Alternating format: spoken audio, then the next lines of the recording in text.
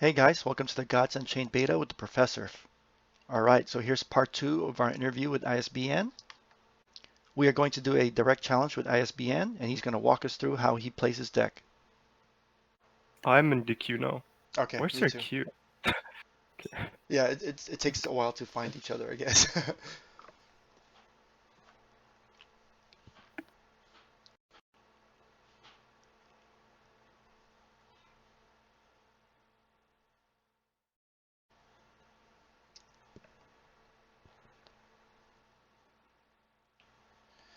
All right, so we're doing Okay. an So you're exhibition playing. match here with ISBN. I'm using a nature deck because I think it's a fairly common deck to use during a ranked weekend.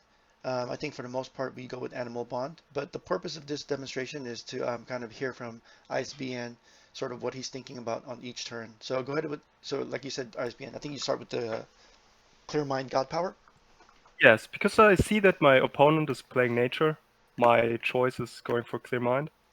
And for the mulligan, or for the cards I want to keep as many ramp cards and removal possible, below 3 mana pretty much. So I'll try and look for those. Do you care that you're going first or second in this matchup?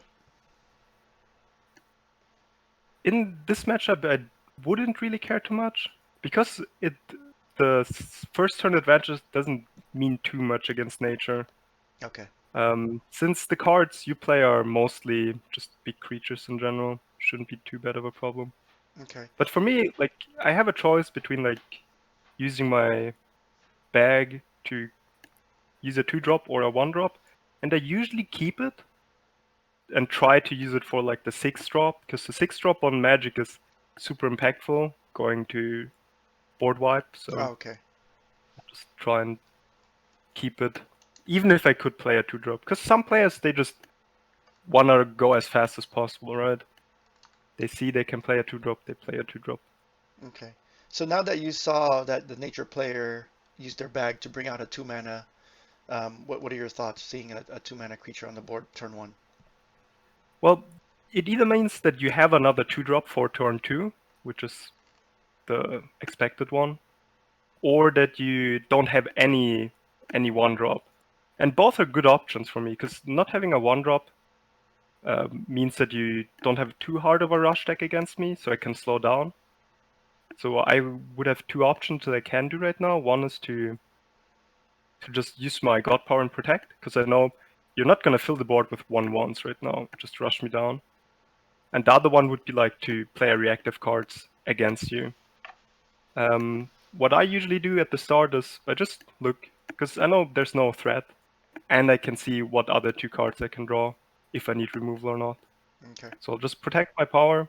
I know you don't really have a good play, right? You can hit my face and do 0 damage, or you can pop a protected shield on a 1/1. Like, both of the plays don't do too much. How valuable do you see the foresee for your Shadow Scryer? I would always remove it. Like, it's really valuable in my opinion. Like, removing that card is super important. Then you just try to play on curve. See a 3-drop, drop a 3-drop. So when And you try to keep your fast answers against threats. Like, the 2/4 is not a threat for me. I mean, right, it is a good body, it is 2/4, but it's not an immediate threat which will kill me in a couple turns. So answers, for example, if I had a spell or like a X-Woman, I wouldn't play it right now, because I know in 10 turns I'll win. So I'll keep the threats against cards that will make me lose. oh, okay. So I'll just play it slow. So when you drop your Mana Toad, are you hoping your opponent kills it, or are you gonna you're planning to suicide it anyway, right? Yeah, but you just play it to get more mana. You don't play it to... I mean, sometimes it helps. It doesn't matter if they traded into it or not. You just play it to gain the mana as fast as possible. Yeah, Like, and on then some matchups, if you're ahead on the board, you can play it to pressure the opponent. But if you look at my deck, I have no 5-drops. I have one 4-drop, which is a Portal Wrangler, which you don't play on 4. And I have like two 6-drops, which are reactive. So I have early game removal, and then I have a big hole of nothing. So my game plan isn't to win the board and win the game. My game is to stall the game, and then clear the board and win afterwards. So rushing the board isn't too much of an objective for me. Like, your threat right now is you could do a lot of damage to me, and I have the choice to just pass or try and disrupt a bit. But since I see that you have a weapon and a 1/1 and the other ones are 3, I can just play it slow, remove your 1/1, since that one removes my protected for cheap, and then just look for more spells. Look for more removal that I can use, and be happy. Yeah, as your So opponent right I'm in now. no rush. Like, I'm at 5 mana already. I'm at 27 health total. I'm protected. There's no No pressure. threats, no pressure. Yeah, totally. Because I mean, I'm your opponent, and I'm looking at your mana, and I see you still have your bag, and I know if I go too wide here Yeah, next turn, I pretty much probably won't survive. it feels bad playing against Mage, in my opinion. It just feels bad. It Because you're like, does. do I want to play? Does he have the card? Doesn't he have the card? Do I make a mistake or not?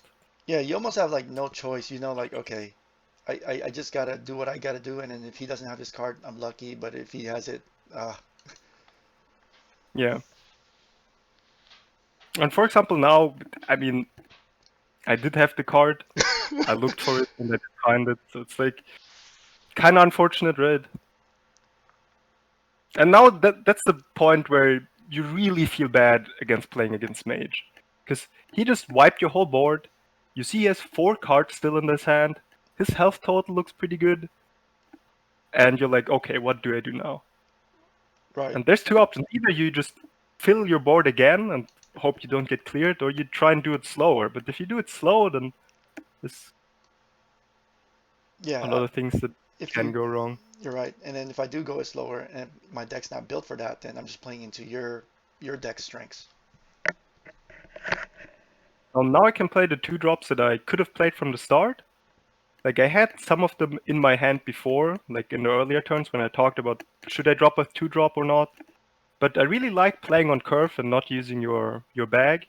I did the 1 drop, I protected on 2, played the 3 drop, and then protected on 4 and played another 2 drop. So you can always protect as much as possible. Because if you play a game, for example, like back in the day, if you play like Magic, you play Pokemon, whatever, and you like to cheat and you look at what card you draw or not, your win rate goes up a lot, right? Oh If you yeah. know what card you're drawing and you just, I don't want that card, I put it on the bottom, right? It's like, it kind of is like cheating because the enemy just feels bad. Yeah, Yeah. definitely knowing what's coming up next and being able to control it is a huge advantage. And from this point of, like, in this point, I don't think there's a chance for you to win, realistically. Because 7 mana is coming up, and you have no threats on the board, and no... Yeah, I think at this point I'm just trying to maximize the XP I'm gonna get. the max... I mean, maximizing XP is not bad. I'm kind of low level, but getting the cards to play is pretty much mandatory. Yeah, and then part of sometimes people also are playing now just to see what your deck is capable of too. True. But yeah, same game plan as before. I could trade into one of your creatures now. Like, for example, if I would have, like, sometimes against some people, I would look up their deck, what they're playing. Are they playing like some Amazon variants where they buff their creature, or are they Hmm. playing like some Water the Light card that buffs every creature? There's like Asterius. some Yeah, the glittering one. Hysterias. Like, against those people, you would like always try to clear the board. But looking at my hand right now, I'd rather just not use any of my spells because they're like expensive and they would kill my own board. And I just play it slow because, like I said, I know in 10 turns I will win no matter what happens. Like, you can try, you can struggle, but it's not gonna look good in 10 turns. Some people don't like this type of gameplay. They just want to play. And I think my average game length on GU stats or GU decks is 14 or 15 turns on average. And sometimes you win faster, and sometimes you win a lot slower, right? Right. And I don't think any of the top players have such a average number of rounds. I don't think any of them have anything above 12, and 14 is a lot. Yeah, But yeah, 14. I like. Yeah, you're right. 14 is like a little bit on the higher. I think a lot of people average 10 to 12-ish around there.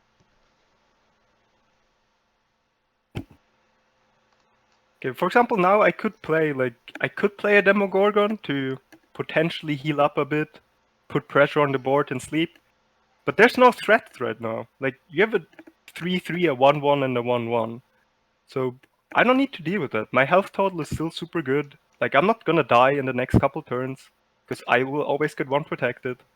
I'll just fish for more, see what I draw, see what I get, and because I know for in this game, for example, I did put my Tiet down 3 turns ago, so I do know that the third card from the bottom is Tiet right now.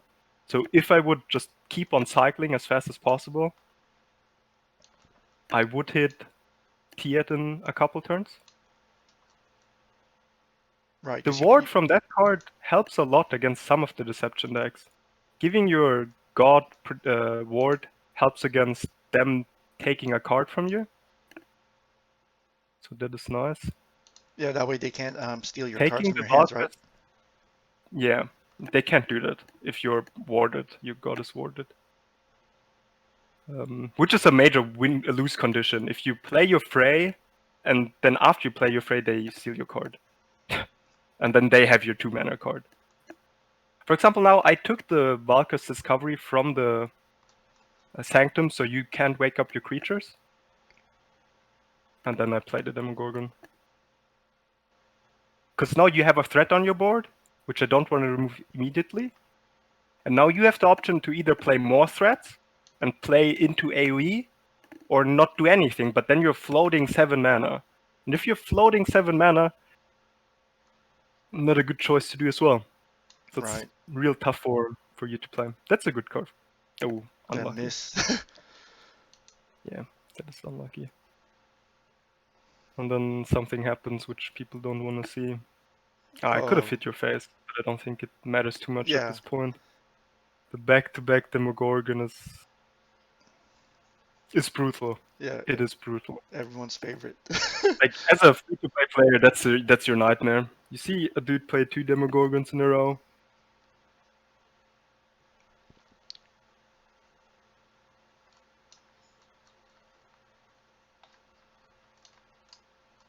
All right, so here's a card I added just because of the Demogorgons. Oh, that's good. Yeah, because it wakes up all your creatures. I It mean, does at wake this up. point, I mean, the best I can do is Yeah, trade into you, but otherwise you'll it just doesn't keep. feel good as well. Yeah, Like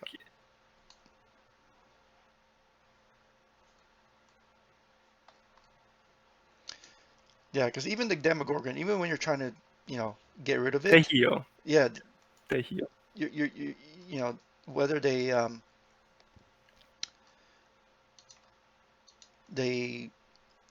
whether they stay or they don't stay and they get taken down, they're still doing their job. They're stalling and they're healing.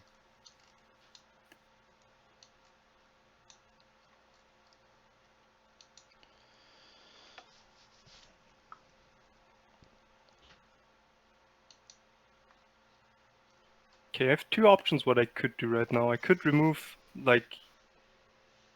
I could try and board clear everything, like play Magic Unburdened or play another drop, or I can just play it slow, which I like to do. It's just to remove 2 other of your cards with a cheaper spell,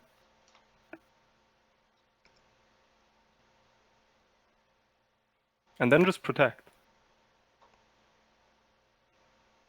So this is And what just, you're. I mean, you can play Frog.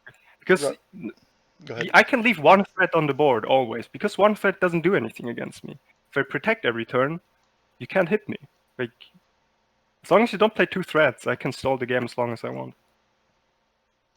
And then you're forced to play more threats, right? You're forced to play more cards. You can't only have 1 card on the board. Yeah, so this is what you were saying earlier, where you feel like against nature, it's okay to leave that one creature because the protected is so strong, and I'm really just every turn I'm just breaking that shield, and that's it.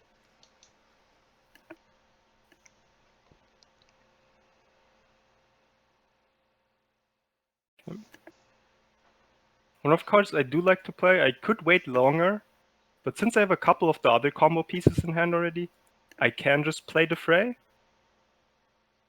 and look for the other cards. Because I have enough of late game in my deck already. I don't need to discount it against your deck. It's not a win condition to have a 2-mana Avatar of Magic. Just a normal one would suffice already. So I can just play the Fray without looking. And then there's an option if I want to trade or not. And I don't think it matters. But this way I will get to 9 next turn, even if you choose to ignore it. So I will trade. And now it's a scary part against Mage. What did I discount? Did I discount something? Yeah. What's the scary board?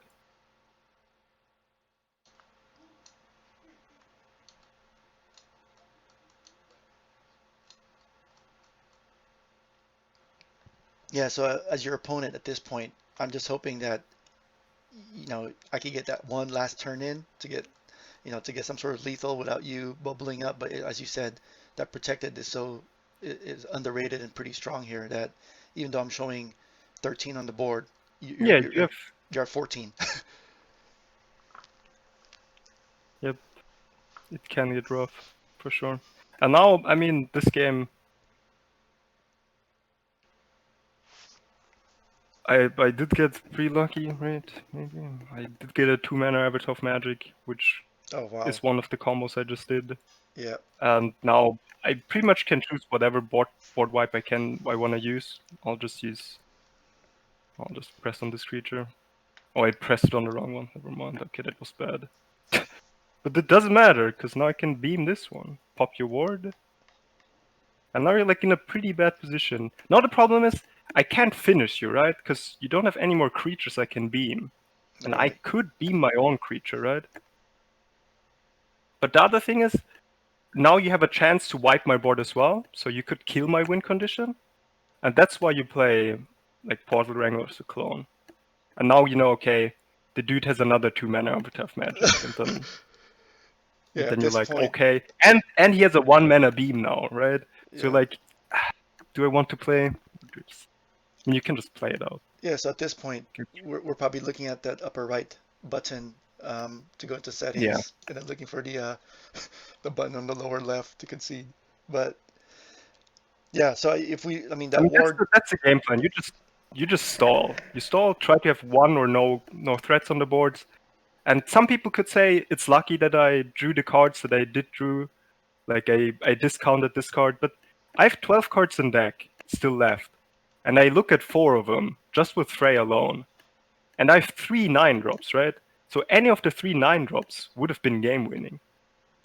So it's not really about luck. It's the Foresee ability just gives you consistency to win the rest of the game. So now just clicking with beams. So when you pulled that Avatar of Magic off Frey, was that something that you had already counted off, or was it just something that?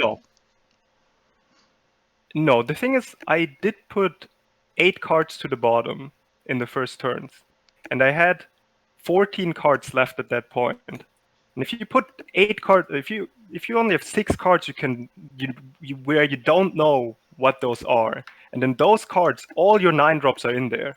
You can just play it, and I mean, it's a 66-70% gamble at that point.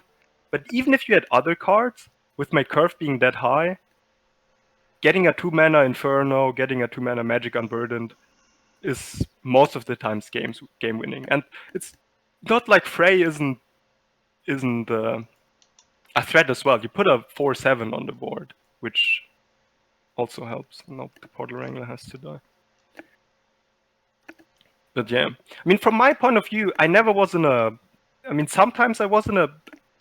I wouldn't say in a pinch, but I always had options I could choose from. Do I protect? Do I clear the board? Do I wait? You just have to use the resources smart. And as a nature player, not much you can do. Like, did you feel like you did any bad play this game? Not really, right? Yeah. I felt like Like you played your 1-drops, your 2-drops, yep. you played your curve, your game plan, but you just couldn't win. And playing against those decks just feels bad in my opinion. And you sometimes blame the game, but you have to blame the player in my opinion. Because if I had, for example, Blast Wave in this game, most of your creatures have more than 1 HP. Your Jaguars, they regen. Your ogres or your rhinos, they all have so much HP Hmm. that the blast wave wouldn't have done a lot. I mean, it helps against your power if it drops a 1/2, no, a 2/1 instead of a 2/1. But that power wouldn't have done a lot in that matchup Right. because you could have hit me like for 4, for 3 every turn if I don't use a removal. So I would have had to use removal to get rid of your creatures. And with 4C, you just stall the game. You look at your cards. Overall, you draw better cards because all the cards you don't want to draw, you don't draw. So pretty much, you know what your game plan is. You play it out and enjoy the victories. Yeah, no, that was good. I mean, Good. it does feel bad to asterisk someone turn 6, turn 7, but I mean that's what the game's designed to do. Yeah, and I think a Just lot of people kind of expect it now. They try to play around that, but at the same time, it's kind of like what you said. Sometimes you have no choice because you either have to just hope that they don't have it, even though you're playing around it, and then just try to get the damage in before they get to their late game. yeah, that's a problem. And if you play against Blast Wave, you're not forced to. You can keep one creature on the board. If you had your Minotaur, the Ironclad Minotaur that you added at the end, you said you added it against the matchup. Yep. That's a good threat. It's a 5/6. Mage doesn't have a way to do 6 damage. We have Asterisk for 5, Inferno for 5 from the efficient removal, and you have like the lower cheaper spells for 3 or for 4. So 6 HP is a pretty nice uh, creature to have. But if it's only one creature, you just protect and wait. Yeah. And then it's like, yeah, I don't feel like I'm accomplishing much. Yeah. So it But might the as well deck does be. have flaws. Like you Go ahead. do pay two mana to protect each turn. So you do play from behind. You do have less mana than other decks, for example, because you're using your power so aggressively. That's why you need the ramp, and that's why I don't have any 4, 5, or 6 drops pretty much creature-wise. I don't play any of the mid-range because I'd rather play a 2-drop and protect than play a 4-drop. That makes sense. That's how the deck's designed. Okay. That's like the game plan. Because some people see, dude, you have 0 4-drops, you have a million 2-drops, and you have a million late game drops. How do you win consistently? How do you not just draw bad? Well, you just don't draw bad with the power. Yeah. You manipulate it basically. Yep. All right, so just real quick in closing, first off, thank you for your time and for the matchup. You mentioned you got your second tracking bolt. What did you take out for your second tracking bolt?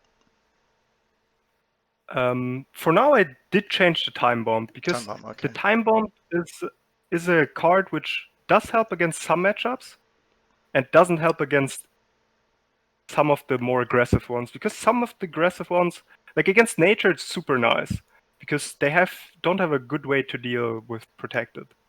Against deception, the protected doesn't do anything because they can just ping off the protected. Then the same with like light, because most of the light decks are running the archer right now, which does 1 damage. Yep. So the protected isn't too worth right now.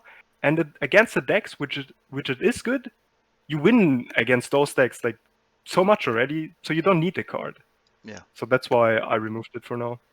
I Okay. would say against maybe in the future if you play a more aggressive magic deck, because the god power will change from force to protected to deal. I think it's the deal 2 damage, right? No, deal 1 damage protected, or what do they change it to? The I new think got. the new god power. Let I'm me not look. 100% sure, but Yeah. Let me look it up I real think it's quick. the deal 1 damage to your opponent's god and get protected. Is what it's gonna change to the mage bolt. And in that way, you can play like a kind of aggressive kind of mage deck, where you disregard your health total and the opponent's board completely, and you just try to hit as much face as possible and get protected while you're at it. And Time Bomb is really strong in that kind of deck. Because you're putting a 4/2 body on the board for 2, which hits for a lot and is hard to remove. Right. Okay. So I think you mentioned this earlier. You were saying that toughest matchups for your deck is a magic mirror because basically it's just whoever Yes. gets the late game first. The thing with the Magic Mirror is, like at the moment with the current matchmaking, which I want to talk about as well at the Sure. end a bit, you are pretty much incentivized to have a 90 or 85% win rate. And against the same deck, you're not boasting a 85 or 95% win rate. You're more around sitting like, maybe if you do something, like maybe if he doesn't count the cards, maybe he just plays out and doesn't think about too much, you get a 60, 70% win rate. But that's too low for the current weekend ranked. 60%, 70% win rate. Like going 15 and 10 is nowhere near competitive right now, which is sad to see, but it is what it is right now. So playing against mage matchups is the worst in my opinion, because they can win undeservingly because they had the card and you didn't, Right. pretty much. The other tough matchups are, of course, everyone loves their hidden rush decks right now. If they have a perfect start, the game's over in like 4 turns. So it's like, if you don't draw your spells and they draw like double 1-drop into double 1-drop 2 times in a row, With it's hard to beat them. right with Dark Knights, right? Yeah, it's like, I mean, it doesn't have to be. They have so many 1-drops. They can put in 2 Switch Duelists into 2 Shadows of the That's cat enough. card, Yeah.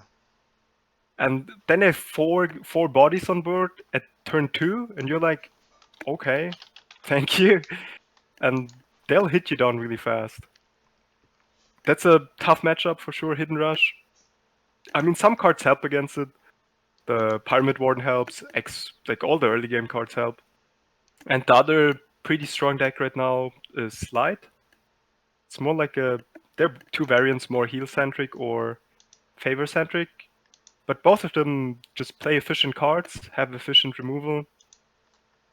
So against those, you pretty much have to conserve your resources as much as possible and hope they overextend. Right. Yeah, because the light decks are they can be pretty fast and burn you down before you get to Yeah, your. the thing is they play creatures who are, in my opinion, overstated for their mana cost. Like, they play 2 mana cards which have high health total, so you can't burst them down. So Mhm. the mage, the blast wave, doesn't deal with any of their threats. Like, there's no 1-drop, like one HP, 1 life creature that they play that you can just burst. So they will always have something on board which pressures you a lot. And with Canonize, buffing a creature and protect it, and Highborn Knight giving ward, you have a tough time dealing with Light, Yeah, for sure. and it's a fast deck as well, right?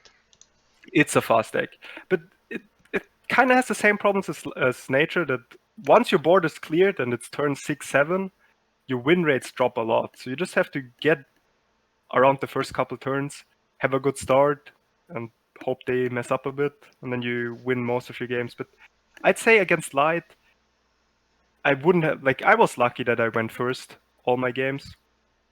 But normally I'd say probably more even, maybe slightly favored for them, like a 45% win rate, Hmm. which I'd say is against the top light players right now. If I play against the top light player, I wouldn't win more than half my games, which is bad. So you kind of have to know when you're queuing against what people you're queuing, Right. so you don't get into these matchups. But they have those matchups as well. Light is not like an all-winning deck. They lose against Deception, and they lose against some of the Varia decks as well. Yep. So no deck is unbeaten. I mean, in generally, I did go unbeaten, but it's not that my deck is unbeatable. Like, I do lose. Yeah, your deck has its weaknesses, but like you said, like we talked about earlier, you just got to be able to kind of you know, put yourself in the best situation possible with the best chance of winning. Yeah, and that's a thing that I don't like about the current matchmaking, Yeah, right? let's talk about I mean, I matchmaking. did go. I did go 25-0. I lost my 26th game because I was like too busy spamming in Discord that I won and shit. Okay. And I didn't realize what was happening and I lost it. I played against I think it's Sulfuric Rain, one of the death cards that makes you like overdraw a bunch. And I never played against that card before. I was like, why am I drawing so much? What is happening?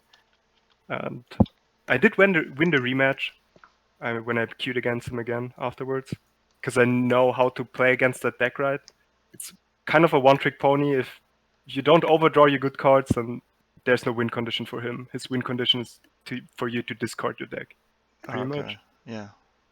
So it was kind of meme deck in my opinion, but I Yeah. did lose the 26 game. I did win the other 5 to finish 30-31 for the weekend. That's But on the amazing. matchmaking, probably half my games were not against Mythic players. And that should not have been possible, in my opinion. As someone who went 14-0, I played against an Auric Gold player 2 times in a row. And that's not something that should be possible in a ranked tournament style. Like, it's a competitive environment, weekend ranked. With big prizes. And not with big prizes. I mean, I won a shitload of packs this weekend. Yeah, Like, a congratulations. shitload of packs. And I played against some people who were either free to play or like have No chance. vastly inferior decks. Like they have a chance, but it's so slim. Like, Right. and I played like multiple times. Yeah, not always. I did play against some good players, and I did play against some bad players. But being able to queue into a gold player who was at that time, I think he was 14-22, so he wasn't doing bad either. He has over a 50% win rate, which is good. But in the current environment, it's you bash the bad players, and the good ones just get absurdly high win rates. Like if you look at probably the top 20, and you look at their 25 games played, not a lot of them played against each other. You're not gonna get those high win rates if you play against other people with high win rates. Someone's gonna lose. And at the moment, the ones losing are not the Mythic players. Sadly, it is the gold players, the diamond players. They're the ones getting bullied. Yeah, so there's definitely a way And to. the team so far, Yeah, go ahead. the team so far was like from the game balance wise, they rather have quick games than balance games. They Yeah. rather have people queuing for like maximum a minute than waiting like 10 minutes for a game, which is understandable. Right. But now with so many new players joining, maybe we can change the ranked. I mean, you will have to change the rewards as well, because nobody, like, once you play against equally matched opponents most of the time, nobody will ever hit 25 again. I don't think it will happen. That's like if you're forced to play against people like with your same skill level, like I'd say if we take the top 10 and we make a tournament format, nobody will go 0. Nobody will not drop a single game in 25 games, right? Right. Like maybe in 5 games you win, sure, but in 25 games, those win rates are so over the board. Like if you look at other card games, since we talked about Hearthstone and Magic, like the current world champion in Hearthstone had like a 57% win rate last year. Right. And a 50% win rate in Gods Unchained, like 13-12, or like 14-11. 14-11. I'm not even sure if you get a reward with 14-11 right now. Yeah. Like you probably get some cards, but you're not getting the legendary packs, right? So you're not getting the good rewards. Yeah, you're So definitely at like page 6 of the weekend ranked. yeah, and you're doing good. If you play against someone your own skill and you win more than you lose, that's a good sign. Other competitive games, be it Counter-Strike, be it League of Legends, doesn't have to be card games. Like they don't boast win rates of 90%, the top players even. Like you climb up your MMR, you have a system where you pretty much are settled around 60% for the best players. And I think in the future we will get there, that we have a more balanced weekend ranked, so you don't bash the new players. And they're not happy as well. Like I'm happy that I won, but I'd rather have a balanced game mode where I play against only the good people, right? Because Right. there's not too many, like, there's no, there are, but there's no incentive to just play against your own ranked players right now. Like, I'm not rewarded for playing against good players, right? I could just play against like the other good players, like the TST Discord people. What are they called? Like Caution Fun, Apollo, Mirage. Like, if I could play against them, but it's just bad for both of us to play at the same time, right? Right. Because one of us is going to lose, and if we want to have win rates above like 90%, you don't queue at the same time. Yeah. Not totally agree. Which wasn't like it's not like I told them to not queue or they told me to not queue. I just didn't queue when they were queuing. Like, I Yeah. was checking them, right? I was on my toes. I was like, okay, I'll just wait until he's done and then I'll queue again. Yeah. And that's No. I think a major problem where I saw some people in Discord that were not happy about playing against Mythic players so early. Like, if you're gold, you just did your first weekend ranked and then you played 2 times against a 25-0 deck, right? Like, I, that shouldn't happen, Yeah. but it It, does right now. yeah. It definitely feels bad. Like as you said, Like, for the there's some recommended options, like solutions. Like, you could have a range where you at the start you only play against mythics, and like after 30 seconds, a minute, or like it doesn't have to be like a fixed amount of time, but the search range just gets bigger, right? So you play against diamonds if there's no diamonds. After a couple, like 10, 15, 20 seconds, you play against like diamonds, then it's like auric gold against solar gold. Like, it just goes down. But right now I can queue, and in the first second I hit a gold player because he was queuing at the same time as well. right. And that feels bad. Yeah. That feels bad for him. That feels really bad. Because for them it's hard as well, because they want to play weekend ranked as well, right? Packs, they want to improve their decks. They want to just have some fun playing the game. And playing against people which have so much more cards and so much better decks than you on regular basis doesn't feel good right now. Yeah. And I So think that it. will hopefully change in the future. Yeah. I think in terms of the matchmaking, I think the Gods Unchained team is aware, and that's something that's been brought up to them several times. And I think as the player base grows, that will definitely help it. But yeah, I think the good thing for us, I think we feel is that we brought up our concerns. They hear it. Whether they do something or not, we don't know yet. But at the same time, there are other paths to improving it. Growing the player base. But that doesn't mean that little tweaks here and there can't be made. That remains to be seen whether that happens or not. And I guess you're right too about a newer player or a lower ranked player queuing into a mythic. I mean, as we just saw, you know, a newer slash lower ranked player won't have the Genesis cards. They're playing, maybe their best deck, which would be, Nature is pretty good for a new player. So, I mean, they're playing Nature against someone like you with Magic, who has a very solid deck. Then, I mean, right from the beginning, as we saw, like you didn't even feel any kind of threat, maybe a little bit of threat, but at the same time, you have if you get to this, you will win. You just execute your plan. Yeah, and that's the thing about new players, right? On the starter decks as well, they're lacking win conditions. They win. They just play their cards, right? They see, okay, I have a 5-drop. I have 5 mana. I just play it. They just play their curve, and that can work. That does work. But against decks which have win conditions, which have like combos and certain playstats they want to play towards, you're gonna lose against those people, and you're gonna lose a lot against those people. And if you don't have cards to fill your deck to make such combos, it can be rough. But with the new game mode and with weekend rank giving top rewards, the future will be good. But Yeah. I just hope that the rewards will get tuned down, because once people are playing against like really good players all the time, and like, let's say in hypothetically that if you're in the top 20, you only play against other top 20 players that still have games to play, right? Yeah, games would take like forever to queue, and you would never finish your games. But just hypothetically, against those people, like, maybe sometimes there's gonna be a dude who's gonna win 20 games because he has a lucky streak. But 20 wins right now is not a lot of rewards compared to what like 23 and above gets you. So Yeah, I hope they tune it down, and I'd rather have it bottom heavy than top heavy, because just giving some rare packs, some epic packs to new players helps them a lot. Getting the cards, getting the commons. So yeah, the you're rewards right. right now, I'm not too sure, because like I said, I had the Genesis cards from the start, right? I've never was in the position to not have a deck I could play at competitive levels.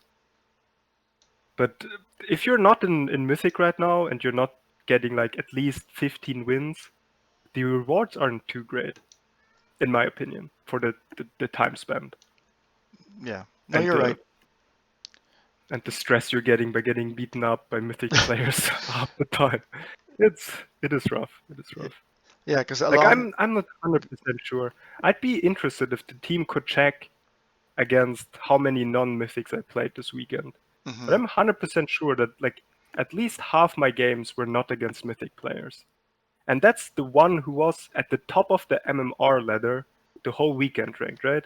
I finished 16-0 and I was at the top MMR of like 1600 for the whole weekend. So if they do it MMR base, I would have never played against people who are like 500 MMR below me.